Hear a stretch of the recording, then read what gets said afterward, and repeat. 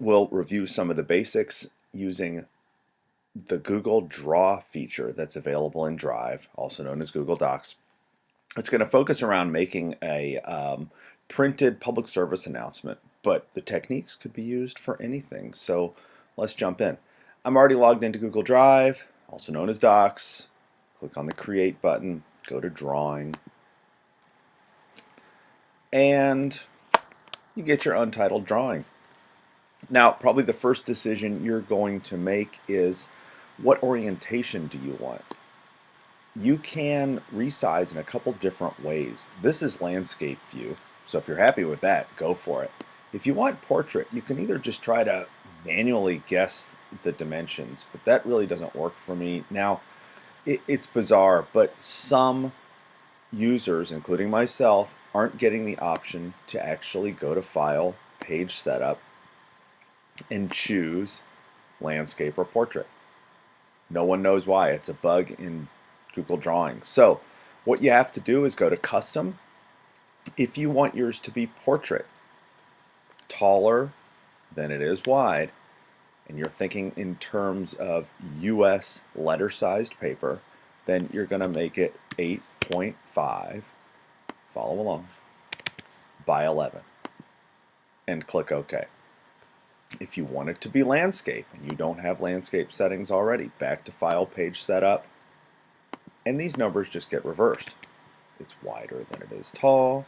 11, we're dealing with inches here, by 8.5, and click OK. And I do want mine to be in landscape format. So now what we're talking about is just some basic layout. I've already downloaded the image that I want, so I'm going to go and grab that, choose an image to upload. Let me dig it up here.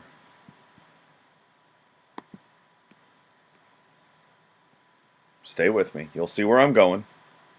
All right. And by the way, the whole point of my PSA is to get people to ride their bikes. So I've arranged it. Now you'll notice you can, just for fun, grab the handles and resize. Hold down the Shift key and it keeps it in proportion. This tool dead center lets you rotate, but I want mine to be straight, so I'll stick with that. I'll resize it back. I'm going edge to edge because that's the way I want my PSA to look. So I've dropped in my picture. Next up, I'd like to have, I want to fill this area with color, and I'm just going to go and grab a shape. Look at all those shapes, folks. I guess I'm being kind of boring. I just want a rectangle. And I'm actually going to extend my rectangle beyond the edges of the page and into the picture of the woman on the bike. And I'll show you how we deal with that in just a second. So you can see they're overlapping. What I'm going to do is Control click on the picture and go down to Order. And you've got choices here. These are really working with layers. So if you want an image all the way in the front, you bring to front, and then you can see you got bring forward, send backward, or send all the way to the back. And I want mine all the way in the back. Now, don't be bothered by the fact that your image shape may be extending beyond the edge of the page. When we save this as a PDF or a JPEG, it automatically gets cut to the page dimensions. So no worries there. Last thing I need here is text. So I'm going to grab a text box, drag and drop, bike myth number 12. You just have to watch while I type, folks. Sorry if my clothes will get messed up. Okay. So got some text in there. I'd like to play around with fonts a little bit. And Google Draw will provide you with a variety of interesting fonts. And if you want more, you go to more fonts. And yeah, you get more. What I like about it is you just pick the ones that make you happy, though, off the list. So if you don't like Roboto, don't check it. You never see it.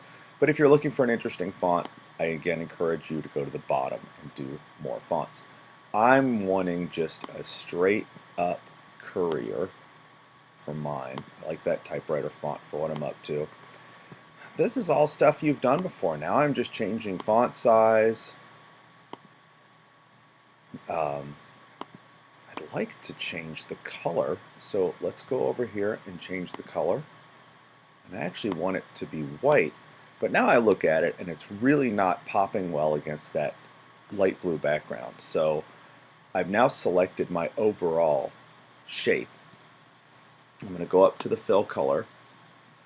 I'd like something that's a little darker and shows a little bit better. All right, great.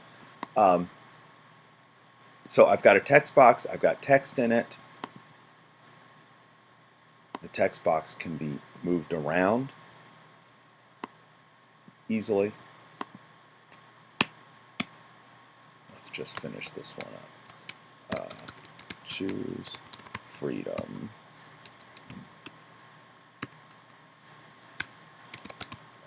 Oops, that's my name. Ride, not my bike, ride a bike. Boom.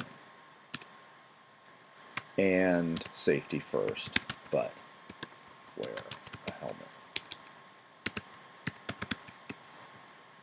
Okay, and you have seen much of what can happen here. You can watch while I just do a little final edits to clean this up. I could have put my text in separate text boxes, but I'm just going to bust out the good old hard return. And I think play with the font a little bit more.